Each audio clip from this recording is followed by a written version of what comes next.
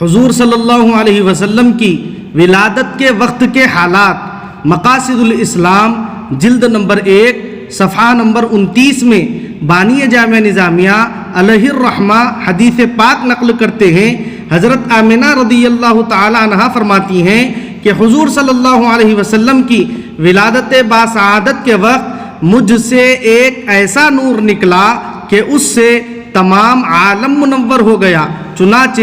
ملک شام کے مکانات مجھے نظر آنے لگے۔ عثمان ابن ابی العاص کی والدہ جو میلاد شریف کی رات حضرت آمنہ رضی اللہ تعالیٰ عنہا کی خدمت میں حاضر تھیں، بیان کرتی ہیں کہ قبل ولادت شریف گھر میں جدھر میں نظر ڈالتی تھی نور ہی نور نظر آتا تھا، اور اس وقت ستاروں کی یہ کیفیت محسوس ہوئی تھی کہ گویا وہ اس مکان پر ٹوٹ پڑ رہے ہیں۔